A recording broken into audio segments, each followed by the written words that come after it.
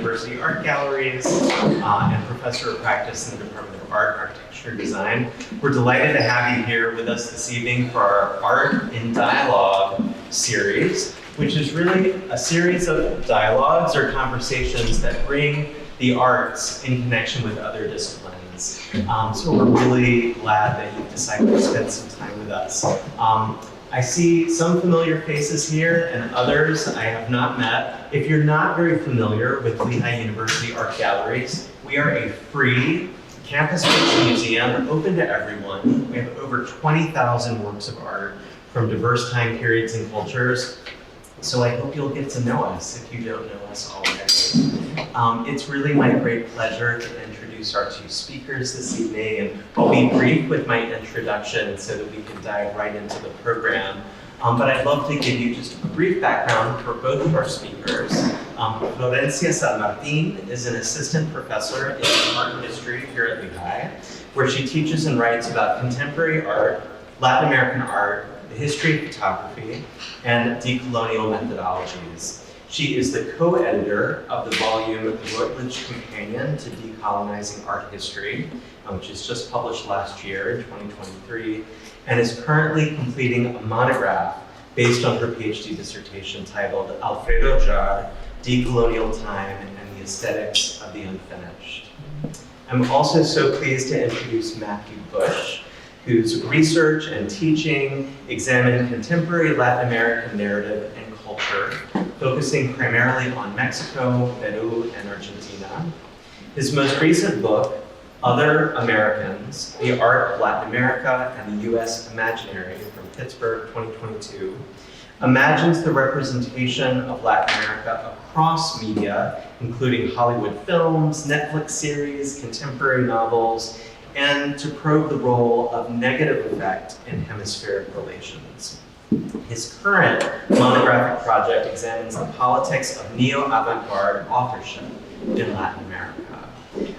So really excited for both of our speakers. I also want to mention that after the conversation, there's an opportunity to purchase the new work, publication by Florencia San Martín, Dismantling the Nation. So I encourage you to stay for a book signing for that, which is always fantastic when we post that. So please join me in welcoming our speakers this evening.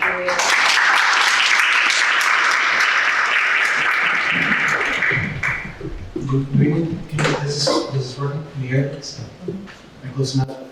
Speaking loud enough? Okay.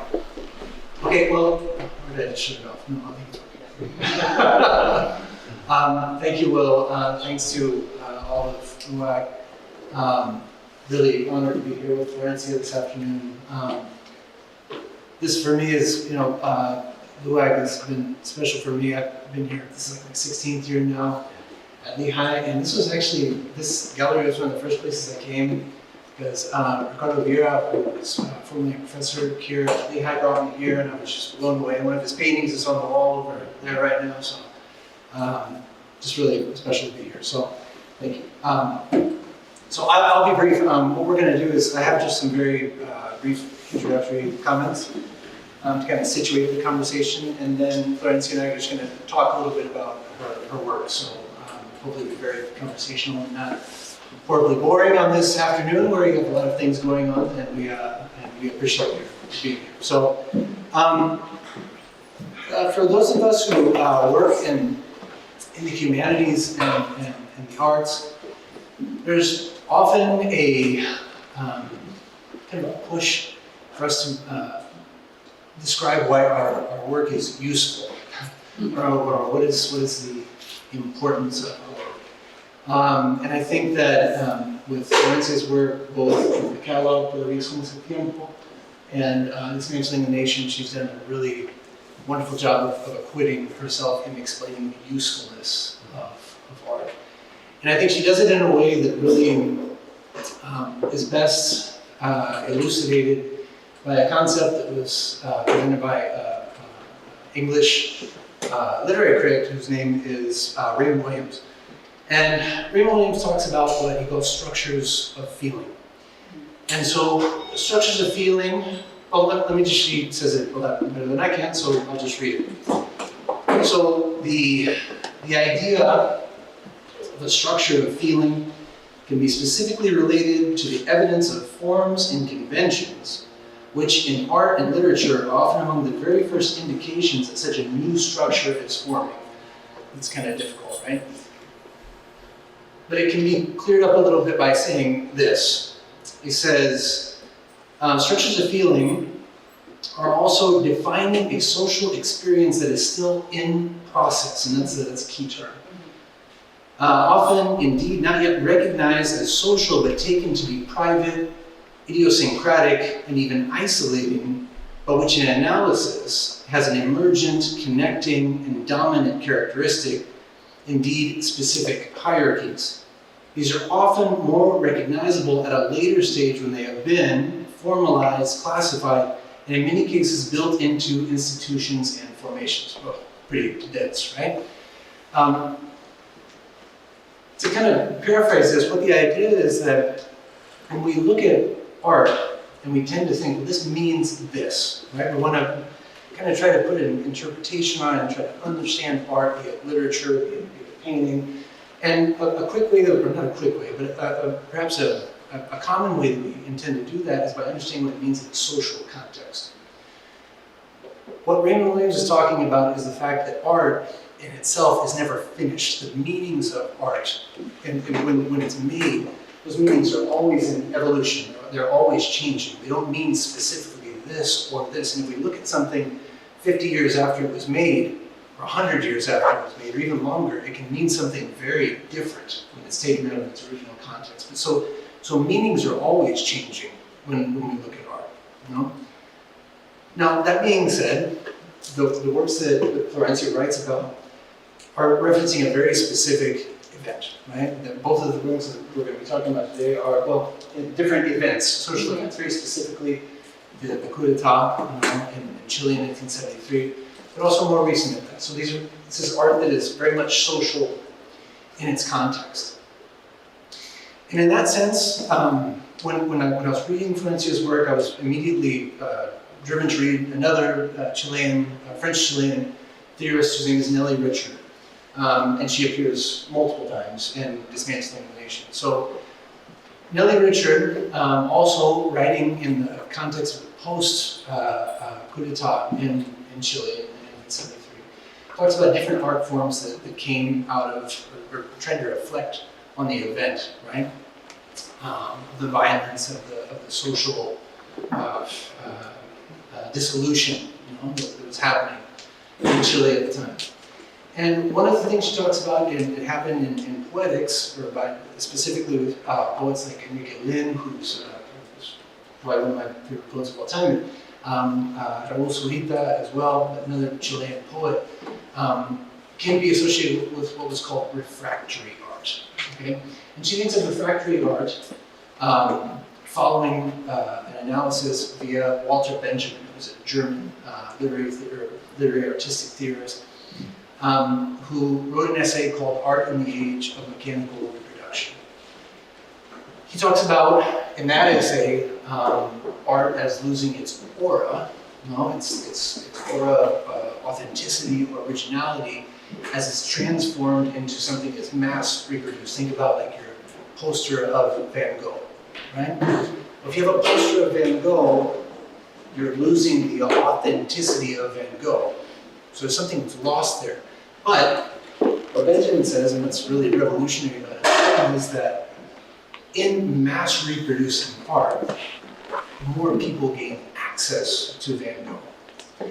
So there's more of a revolutionary ideal that can be shared across these different forms. But what he is interested in, and this is where Nellie Richard takes a cue from Benjamin, is, and where refractory art in the post-coup context is, and this is quoting Benjamin, presenting concepts which would be completely useless for the purposes of fascism, right? So in a sense, art, pure art, because it's art that is absolutely useless. It can't be made to represent something else. It can't be put in the service of something else. So this is what she reads, and this is her comments regarding refractory art. She says, The more audacious and challenging works of the period, the post-coup period in Chile, attempted to break with the conformity of greetings domesticated by the commonplaces of institutional rights, hegemonic traditions, militant creeds, and official knowledge systems and their disciplinary hierarchies, the cultural market, and so on.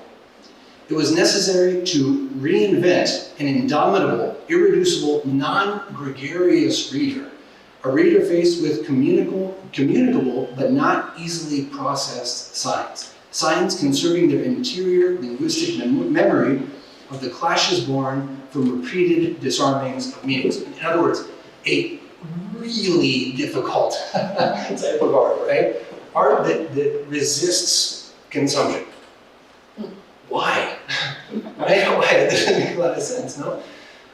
Because it would force the public, the reader, the spectator, to actually work with the art form, to try to understand the art form, what the art form was saying about the particular moment in history. And I think that's where we can bring in the idea of structures of feeling, right? So tying back together this idea of refractory art that's very difficult to process, and the idea of structure of feeling. They kind of go hand in hand in the sense that a difficult social period, one that is difficult to represent, should also be difficult to consume. Right? How does all of this pertain to Florencia's work? And the concepts of decoloniality that she's talking about throughout her work. I'll start with a quote from Todavía Somos el Tiempo. This is part of an essay that Florencia wrote. This is my translation. Art that recognizes diverse forms and discourses dissident to the dictatorship and its ruins, creating aesthetic, ethical, and political modes of embodiment and relationship with the communitarian field. So again, art that is non-institutional, art that is difficult to consume, strange, abstract. And in that abstraction, pardon me, bringing together a community, a public that wants to work together to consume that, not to consume, but rather to understand, to dialogue with that art. And in that sense, forge community. Well, that's a good interpretation. That's the author right next to me. I read it correctly. Here's another one. And this is from this man's saying the nation. This is another quote from an essay. That's the preface to this work.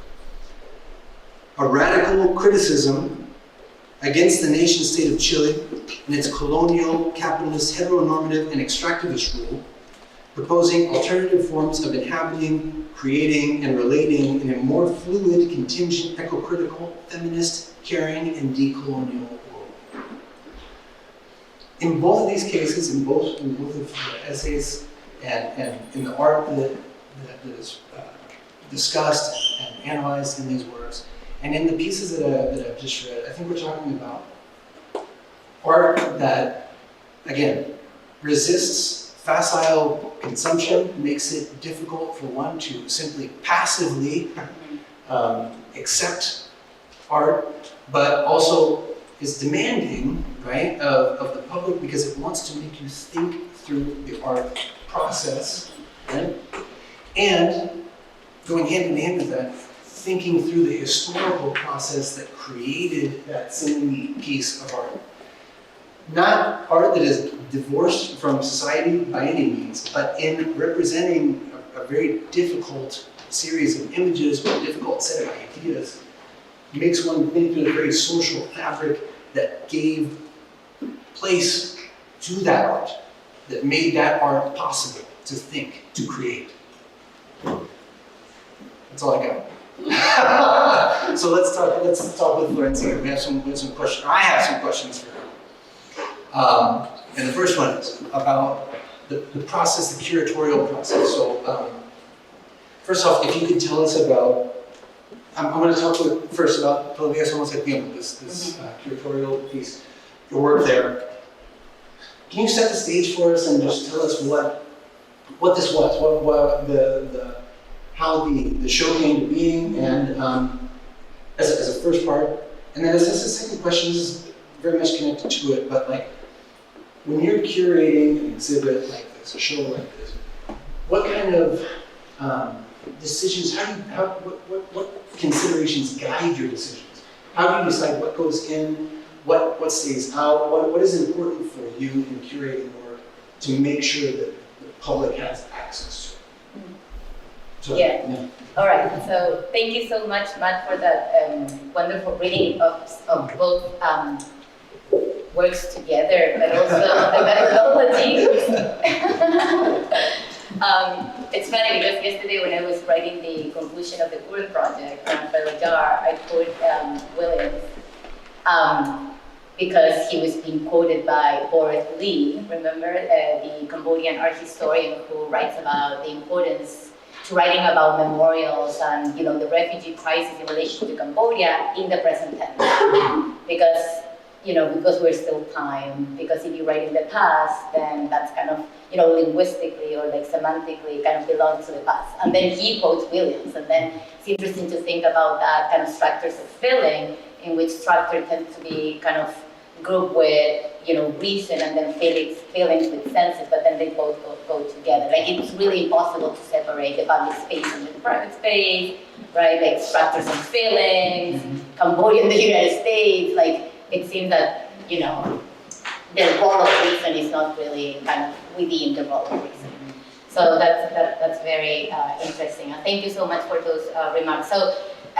There are two books. One is already printed and it's over there, and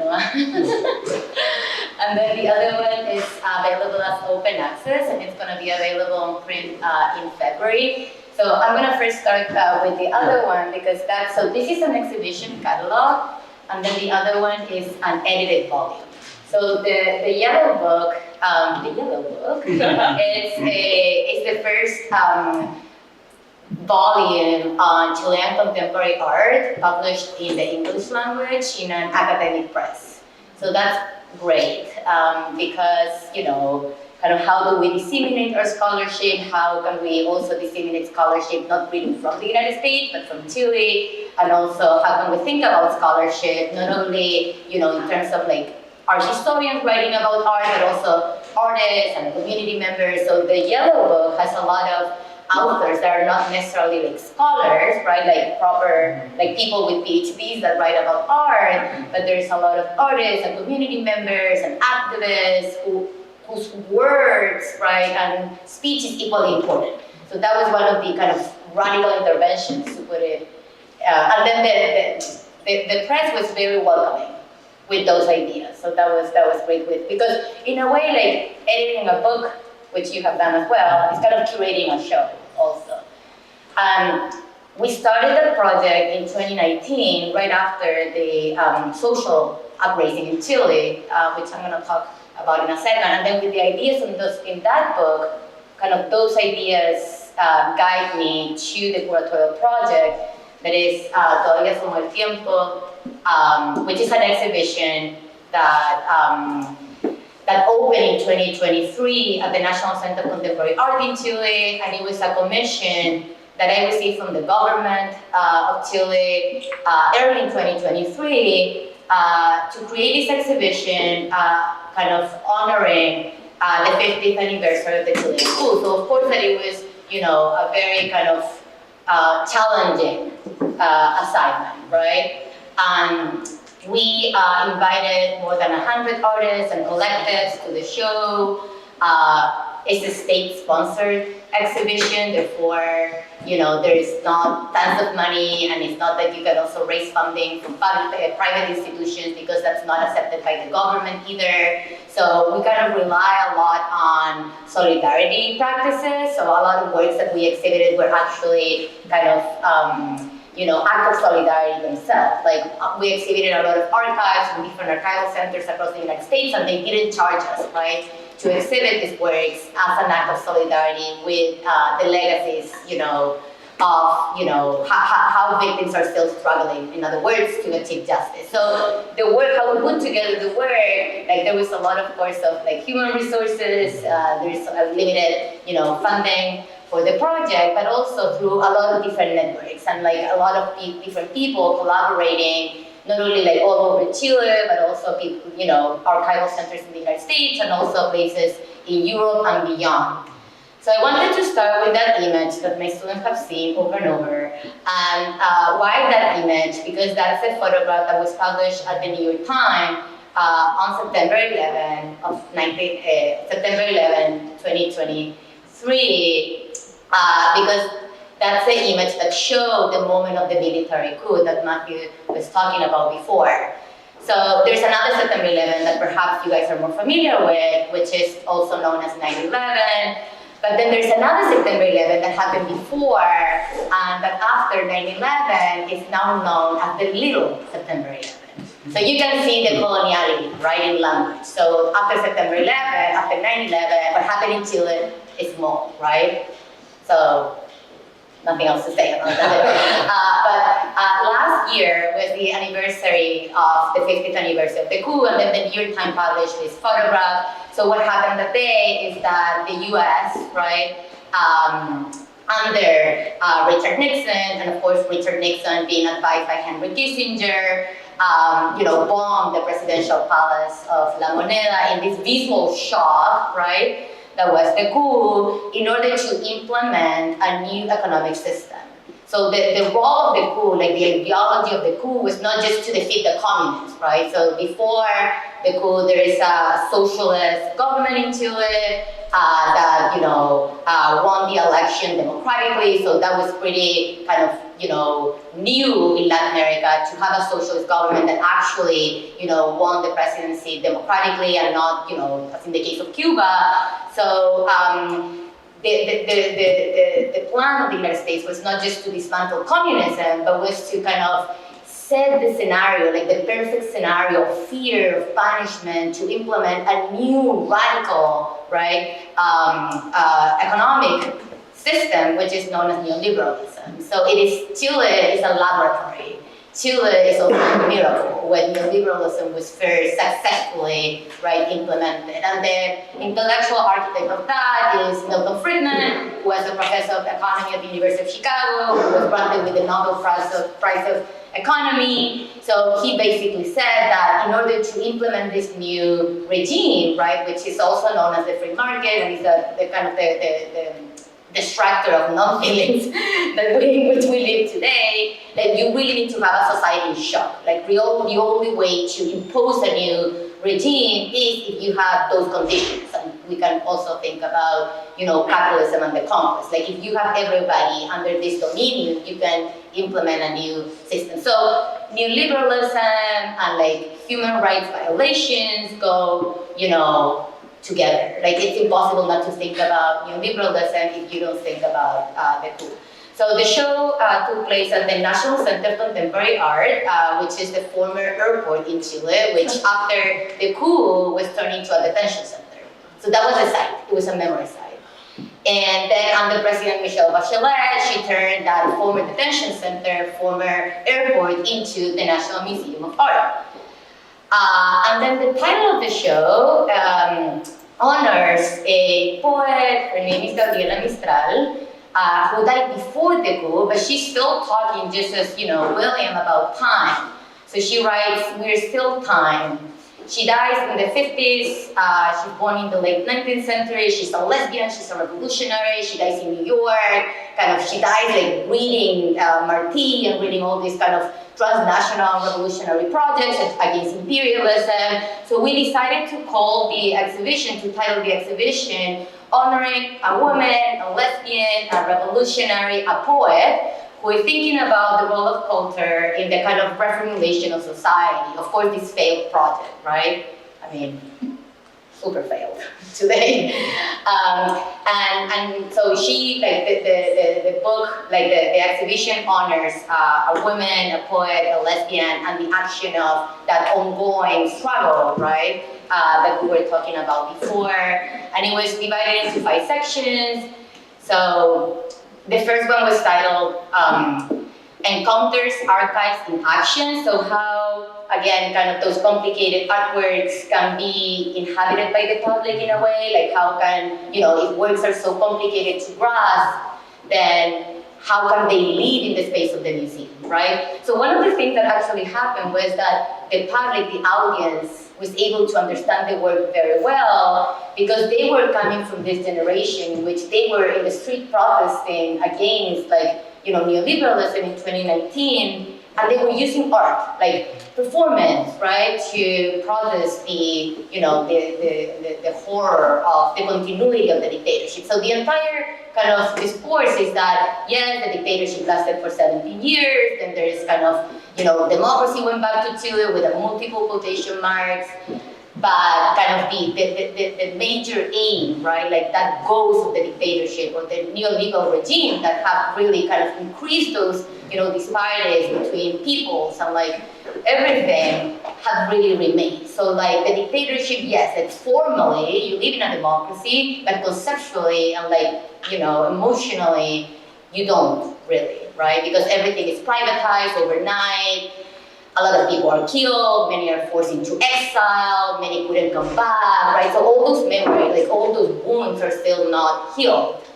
And so for the 50th anniversary, there was for the first time a program by the government. They said, we are gonna tell families of victims where their family members remain are. Of course, that the government now is a socialist government. They don't really know because the military, keep those secrets, but then nothing happened.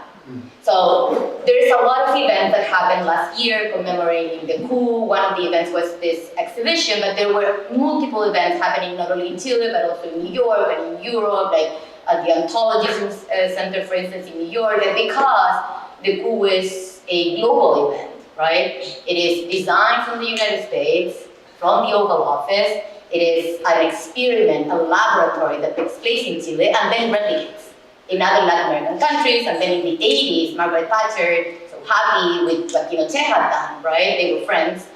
And then they implemented in the United States under Reagan, and Thatcher in the UK. And then after the 90s, it's global.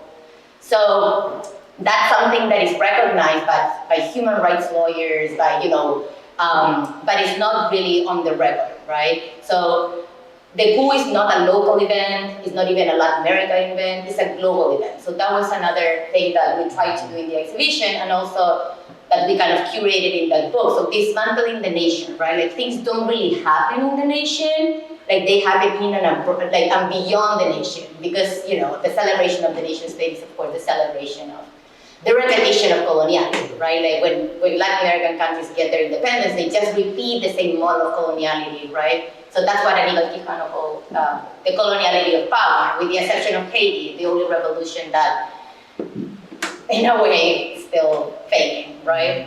So the exhibition has an art, like we wanted to kind of convert the central hall into this living archive in which all these materials, and going back to Benjamin, like they allowed us, the Archives of American Art at the Smithsonian Institution, like the Archive of Human Rights at the University of Connecticut, the Archive at the University of California, Santa Barbara. They all just allowed us to reproduce and reproduce and reproduce their archive, like not even without paying them, but also like without paying for rights. Like they will never allow you to it's very expensive. Like, so they just allowed us to do all these copies, so people, will have access to these copies. And they were all there in this long table that was there to be, used. But also, so the structure of that archive resembles the structure of the National Stadium. So in Latin America, if you guys are familiar with Latin America, everything's about soccer. And the National Stadium became overnight the biggest concentration camp in Chile.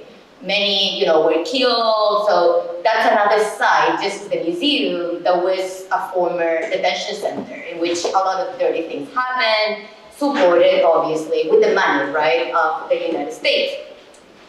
And we reproduced that architecture in the museum. And so going back to the question of the archive, like how those things can be inhabited. So also not only including, archival material, but also books, right? So we included collections of poems. So in order for people not to read about artists, like exhibition, like a monograph of an artist, at the Pompidou or whatever. What we really wanted was to kind of share bibliography that was more methodological, like poems and films, instead of like, biographies, right?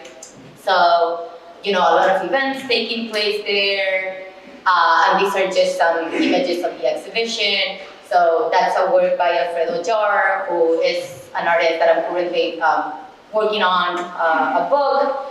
And the person that he photographed is the leader of the union in Chile, the one that created the union, which in Chile is called the CUT, the Central Unificadora de Trabajadores. And then this image over here, which we were talking about with Matthew a little ago. So the photographer that made these two images is Armindo Cardoso. And Armindo Cardoso was a photographer from Portugal who had to leave Portugal as an exile, and because there's a dictatorship in Portugal in the 60s. He goes to Brazil, and then there's a dictatorship in Brazil in the Condor Operation, context, in the context of the Cold War.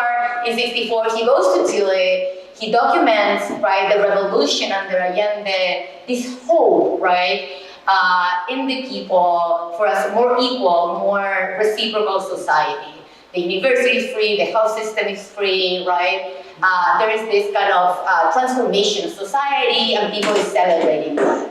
And it's a exile, right, from Portugal, the person that documents it. In other words, like what happens in Chile doesn't need to be documented by Chileans, and the same can be said about, any other, like against the nation, in other words. Like who has the right to speak, right? In a world in which it seems that things are repeated, right? Like Benjamin called it the repetition, right, of the archive. There's no document that has not been a document of a barbaric document, right, in the world. So, the dictatorship, of course, punished, sexual workers, and here we have a photographer, Pastor Rasuri, who goes to the shantytown in which, a lot of, sexual workers, perform, and then we have also, how to understand the coup, how can we understand the coup and its legacies, not only from an ideological perspective like Marxism and capitalism, but also, marginality, like overall, right? So in a world in which everything sells, like here, what dream are you talking about? This was an installation by a collective from, the desert in Chile. What dream is this, right? What do you mean by the free market? Why the free market is this dream of, like, what do you mean? Like, question mark. So there was a section on the role of sonic senses in understanding the coup. Like for instance, I was not born in 73, I was born in the 80s. So how do we relate to the coup by means of, storytelling and novels? So what is the role of listening in understanding, history, right? So we invited writers, for instance, and this is Matias Celedon, a writer that transcribed, that went to a prison in which one of the former militaries was detained, and then he transcribed his testimony.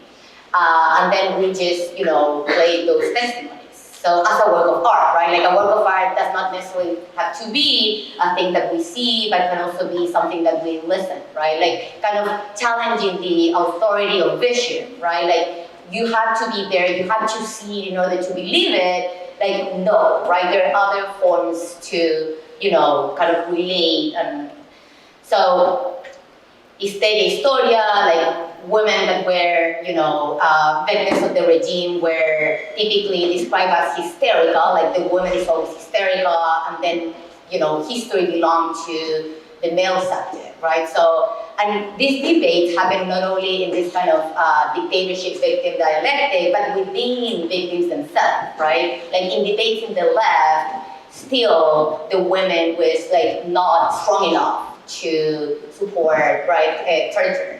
They were hysterical, like the woman cries, she can, and therefore the woman is the one that betrays. So that's kind of the narrative, more complex narrative.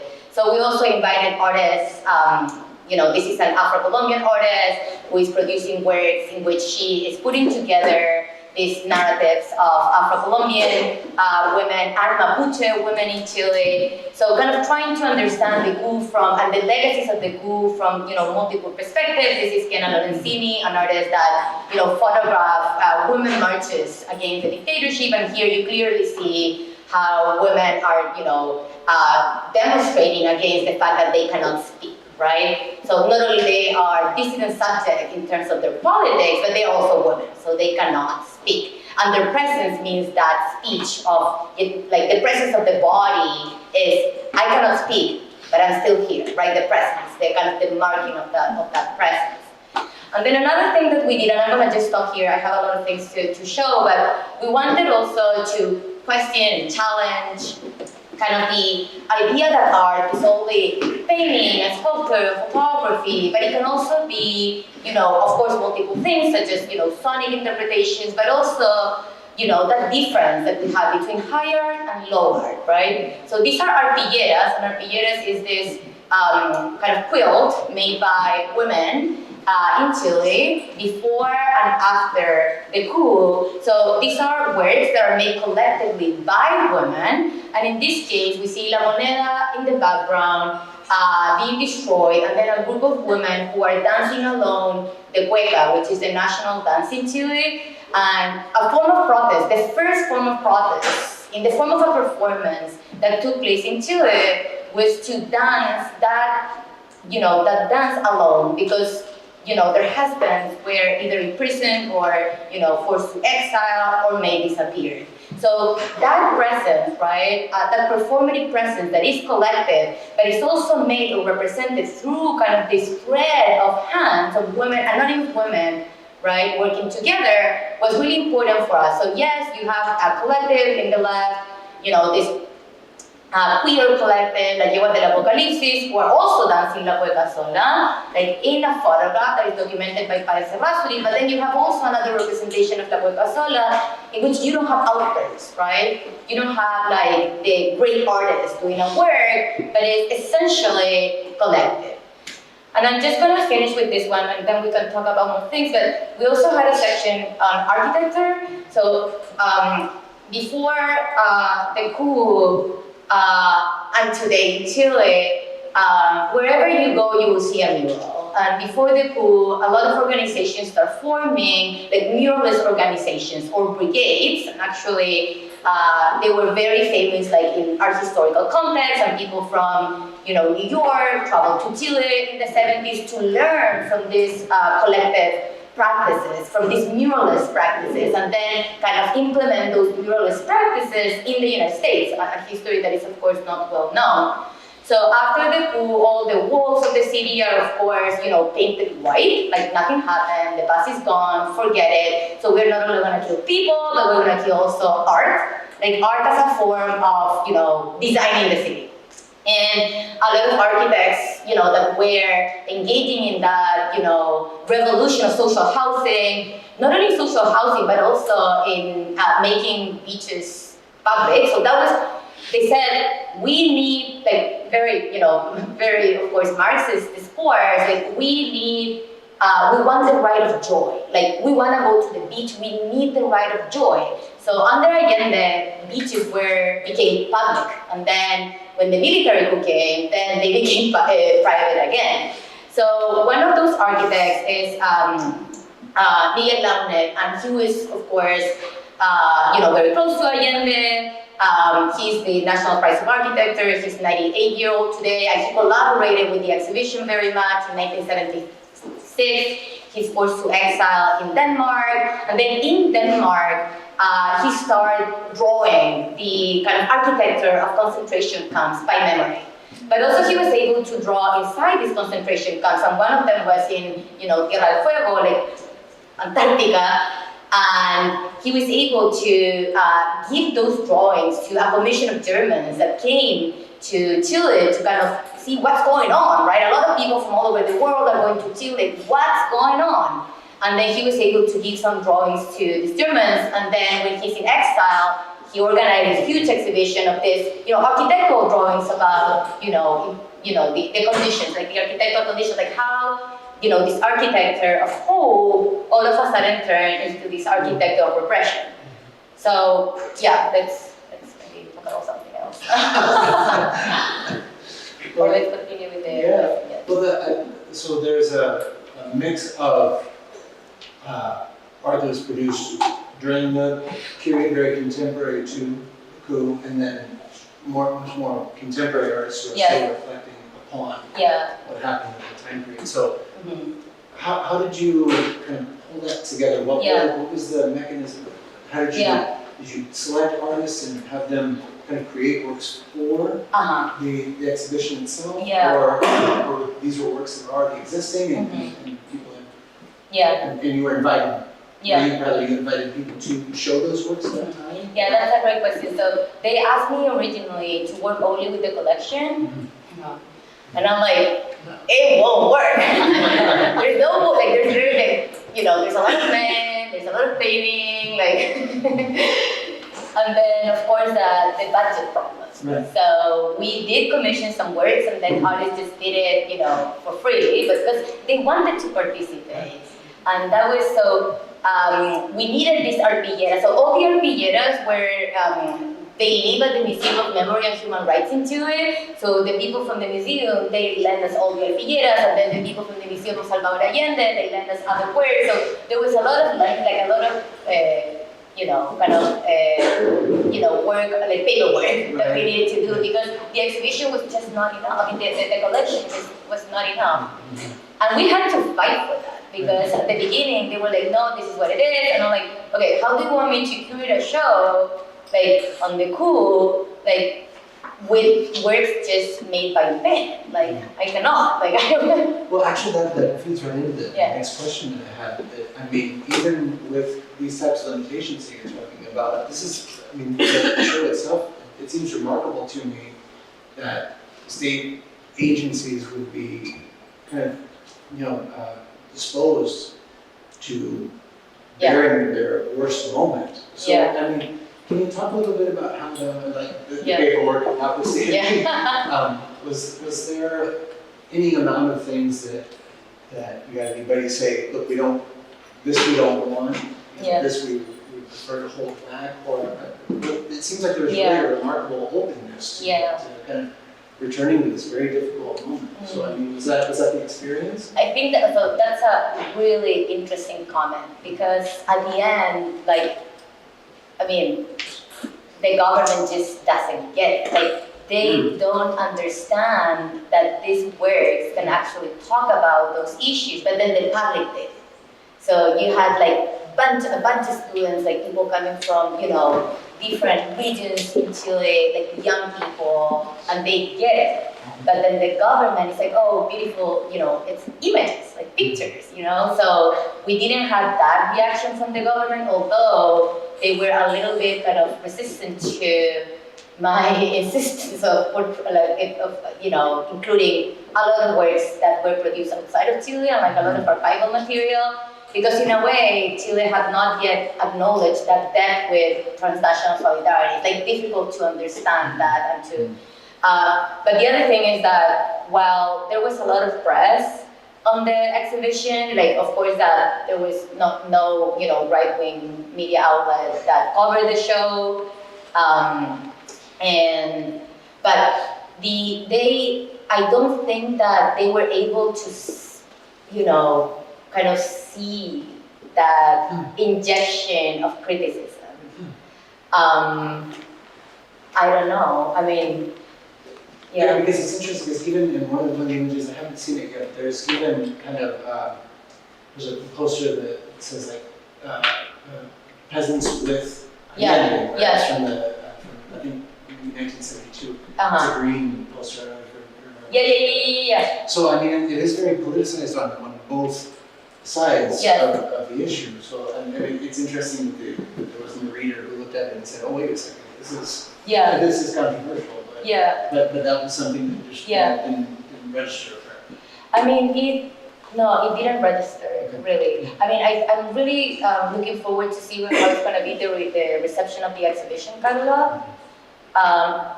There was a symposium that we organized, and there was like a kind of a friction that happened at the symposium, as in any symposium, because we exhibited the work of Cecilia Vicuña, who is a Chilean artist who had become kind of very famous in the last 2 years or so. She got the Golden Lion at the Venice Biennial, and she had been working for multiple years on kind of indigenous identities, kind of like using that in the same lines than her friend. Okay, so and then a Mapuche scholar came, and he was very kind of frustrated with the fact that Cecilia Vicuña was being exhibited, and he called her an impostora.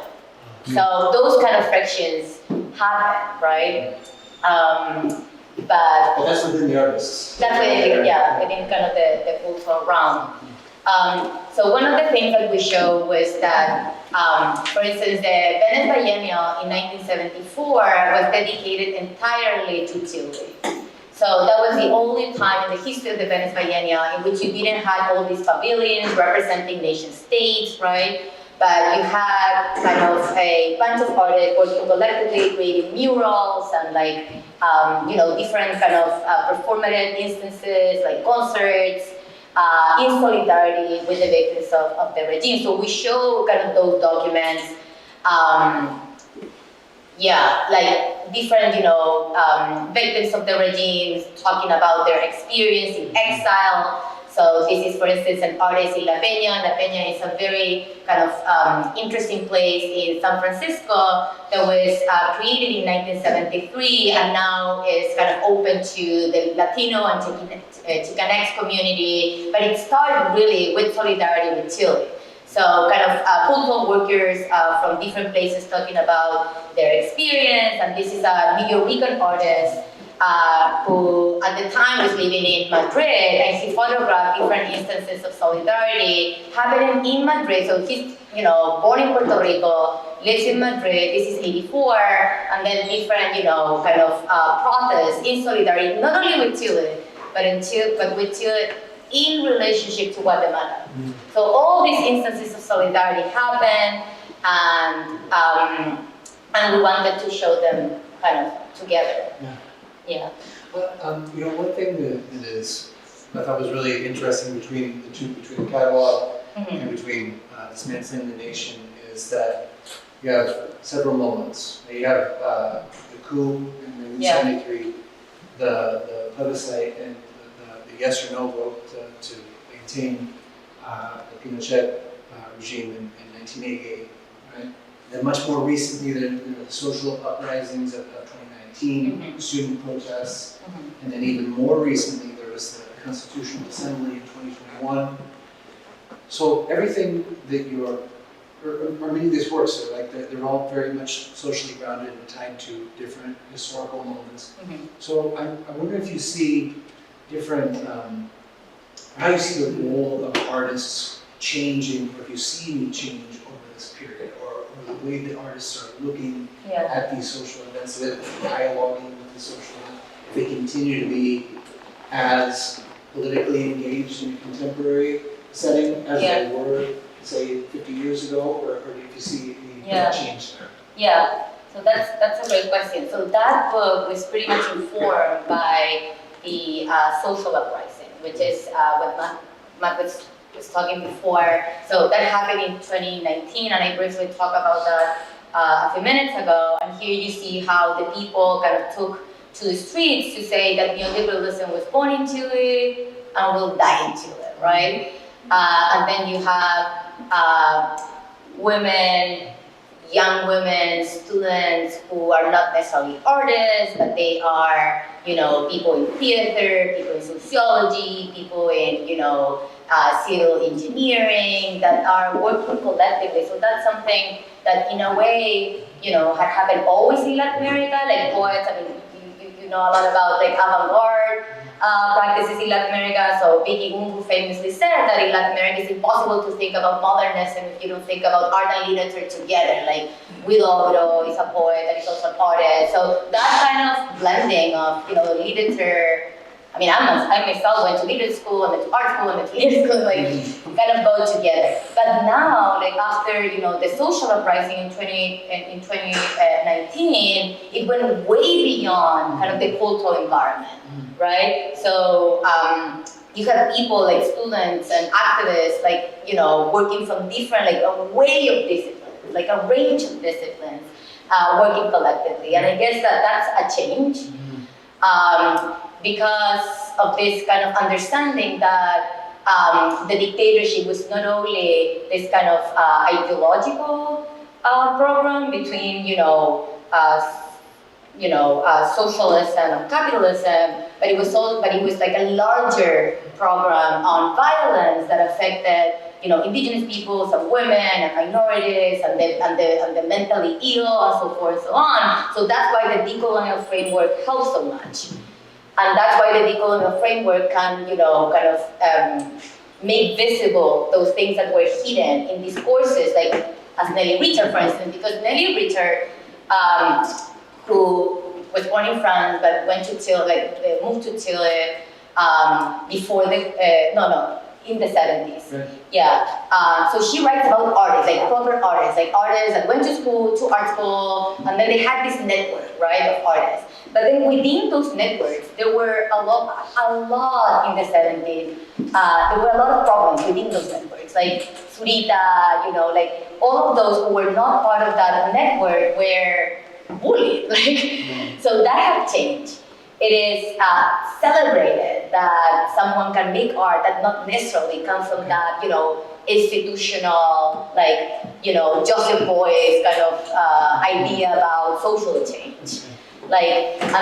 So this is a collective, and my students are very familiar with that. Their name is Las Tesis, and this is a group of, students from a range of disciplines that took to the streets in Santiago to demand the end of neoliberalism by demanding also the end of the violence of the police system in Chile, with a song that was accompanied with a choreography saying that the rapist was the government. So they said the rapist is you, and with that kind of indexical, you are the rapist. And then they performed first in Valparaiso, and then in Santiago, and then the performance became really viral, and there were chapters like in Iran, and in London, and in New York, all over the world. So one of the essays in the volume talks about the viralization of art. And here you really have an example of how, performance and, collectivity kind of really interrupt, right? Like the public space. And this was, of course,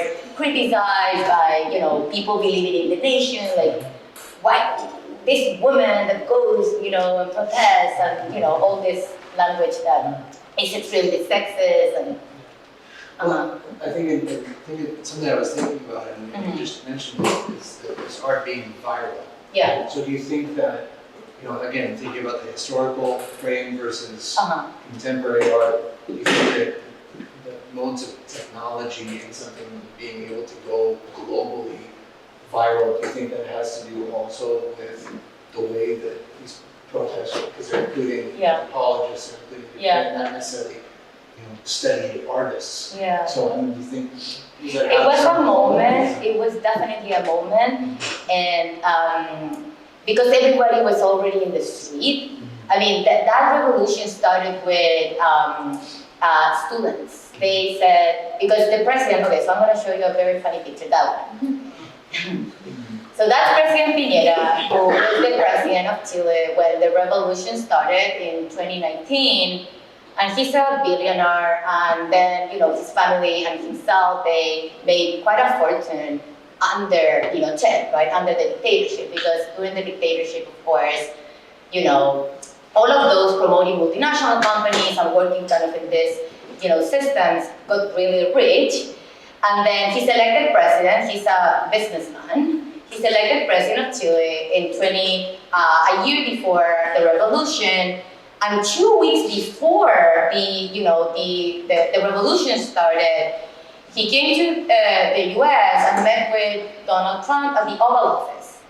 And he said, I have a gift for you. I do have a gift.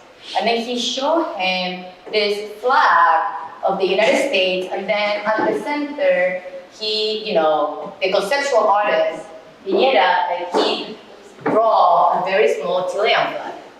So he's like, we are, at the heart of the United States. Like, we're literally dominating. And that became viral. And then people is like, what? Yeah. And then the day after, he says, we are like the best country in Latin America. Like, we are Latin America's oasis. Like, we are the oasis of Latin America. He said that. That became viral. And then people said, what do you mean? We don't live in an oasis. Like, people is starving, and then the revolution started. So you already have people in the street, and then, all the art that was made in that context kind of was part of that kind of street demonstration. Mm-hmm. So kind of it went together. Okay. Yeah. How are we doing on time? Are we good time? Because I want to leave space here for anyone wants to ask any questions. We're about an hour, right? Yeah. So maybe we could open it up to the public. Do they have any questions that they'd like to share? Thank you so much. I have learned a lot today. That was great. So you began the conversation by talking about sort of how seeing the work over a period of time recontextualizes it, but the context continues to be, fruitful and important. And I guess that happens over time as well as location. This work is shown here in the context of our political situation. There's yet another context, the context continues. And I was wondering if there's like a specific work that really stands out to you, or a specific part of the experience of curating the show that really stood out to you as being like, wow, like this new context or recontextualization. This is an interesting work. Can you guys recognize the reference? Like, who is that artist making? Yes. Maybe you can tell them. Who is? Well, Poma was a really kind of complex historical figure, but he was part of the Incan royalty that was forgotten during the period of conquest. So this is a retaking of his art. Yeah. So Puma is regarded as the very first artist in the Americas. So Puma was a writer, an intellectual, and an artist. And he wrote he made this artist book that had more than 1,000 pages, with 1,000 pages, and then 500 drawings that he wanted to send to the King of Spain to tell him about what was happening with the conquest. Like, let's try to make a good government, that this is what is happening. Of course, that the king never received the book, and then the book was found in the 1930s in the Royal Library of Copenhagen. And then Roland Adorno, who is a literary scholar, made a digital project, and then the book is digitized, and it's kind of the very first artwork that is a decolonial statement on, the fact that there was not an encounter, So in 1992, in the context of the 500-year anniversary of the discovery of the Americas, Spain and Latin American elite said, let's celebrate the encounter between indigenous people and Europe, but there was not such thing, right? It's a massacre, it's a genocide. And then Poma is already denouncing that in the 16th century. So that's a work that is really remarkable, because you have this is a printmaking collective in Chile that use the imaginary of Puma and bring that imaginary to the present. So thinking about the capital scene and the kind of the archive also of that kind of blending between literature and art, but also the relevance of that in political discourse, right? So common cobre, eat copper. So Chile is one of the biggest exports of copper in the world. So of course that a lot of companies, multinational companies have been, buying all those mines in Chile. Famously Rockefeller, right? And then how artists collectively and anonymously, again, right, are kind of going back to that reference. So that's a really interesting word, like common cobre, like you're literally eating, right? Like eating, devorating, like natural resources, not kind of saying, oh, you're stealing our resources, but you're eating, right? Like the people, right? Yeah, so that was a really interesting work. And then they also made silk screens in the museum, and then those were kind of circulating also in different activities. So one important, part of the show that, of course, that I didn't organize, by a colleague of mine, artist Claudia Del Fierro, was, a bunch of activities, a number of activities that in Chile are called activaciones, in which, the works are activated by mediators. In Latin America, there's a figure in the museum which, instead of calling that figure the curator of education, in Latin America it's called el mediador o mediadora, the mediator. So they kind of create different activities to connect those artworks to the publics. That was one of the things that happened with that specific work, which is performative. It's also kind of a printing. Printed. Yes, yes. Mm-hmm. Yeah. Any other question? One quick question. I'm wondering, are you also looking at like the art from the dictatorship and how that might juxtapose itself against what you have here, which is very much focused on the sort of left and the resistance? Mm-hmm. You mean the art of the dictatorship, like what was Sure. Art which was in support of Pinochet. Yeah. Art is support Pinochet. Or are there artist groups or artists that were sort of avoiding what was going on and trying to just like So there's a great book. Okay. Yes. So there's a great book called Estrella Distante, Distant Star, by Roberto Bolaño. Raúl Zurita is a poet, but also an artist, a performance artist that formed a collective in Chile called CADA, Colectivo Acciones de Arte, alongside writers again and sociologists during the dictatorship. And one of the actions they made, of course, they are against the dictatorship, but one of the actions that they made was that they hire a bunch of airplanes and then they throw poems from the airplane. So Bolaño, because there's a lot of tension between kind of they call it the left Nerudiana, like the more kind of traditional left, like the sexist left, if you will, and then a more kind of fragmentary left, which is the left of Zurita. So then the traditional left accused that action as an action that was repeating what the military is doing with the bodies, because what the military did was that they put a lot of bodies in these helicopters and then they throw them to the sea. And then they are still there, who knows where. Those are called the disappeared. So that's an interesting, and then I don't like Bolaño went even. I don't know if he went that far, but there have been discussion about even calling that fascism, like the action that was kind of hidden under conceptualism and the fragmentary, and all these debates that were really coming from France, right? Like deconstructivism and then Roland Barthes, and because Nelly Richard, like she is the one that brought those discourses to Chile. And then Walter Benjamin is brought to Chile by another scholar who happened to, spend some time in Germany. Like you don't have things that are translated in the 1970s. So you have Foucault and you have Deleuze and you have like all the deconstructed. So and then the radical, like the traditional left, the ideological left, the sexist left, right? Supporting, masculine figures, right? They are like, this is fascist, right? Because they couldn't see the fractionary.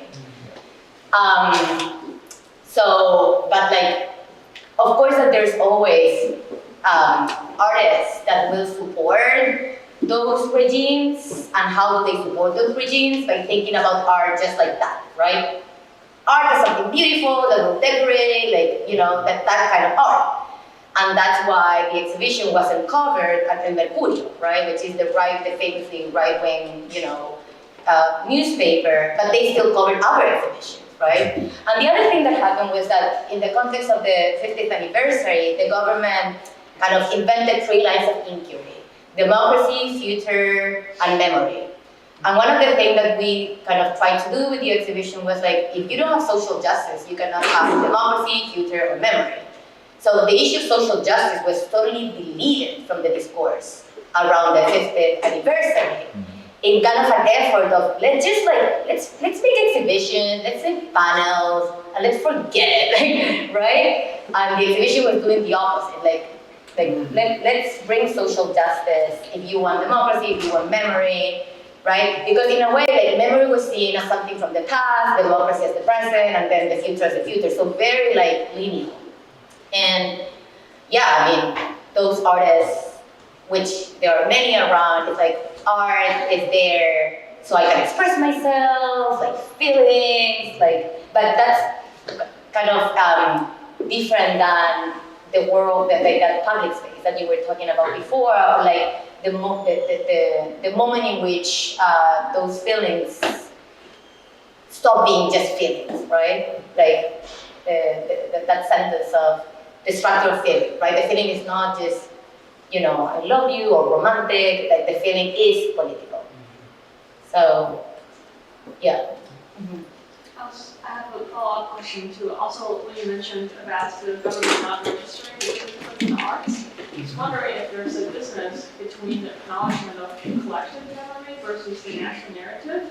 And along the same line, I also wonder what is the concept of archive or unarchiving in your case, where that falls on like the spectrum of collective memory, supporting collective memory, dismantling the national narrative, or supporting the national narrative through a traditional collaboration project like this.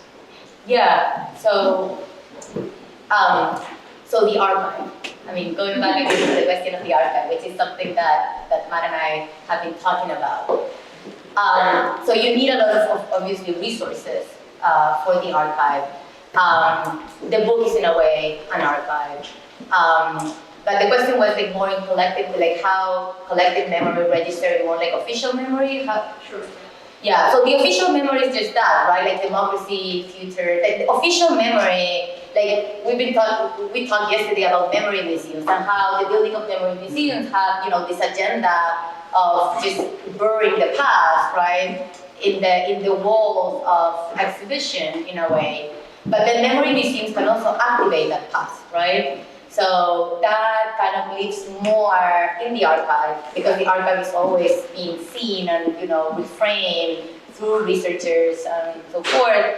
And in this kind of create more, you know, I don't want to say creative, but more transdisciplinary practice.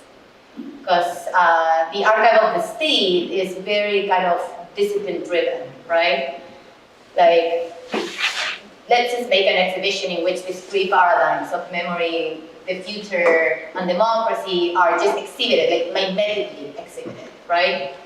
Instead of like modelized. So I think that the archive is always resonating as something that is to be completed, right?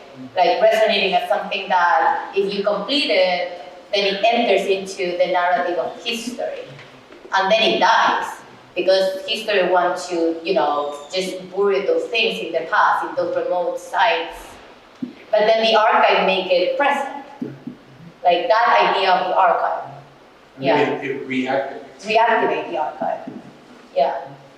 Mm-hmm. Any other questions? Thank you so much, Florencia. Thank you.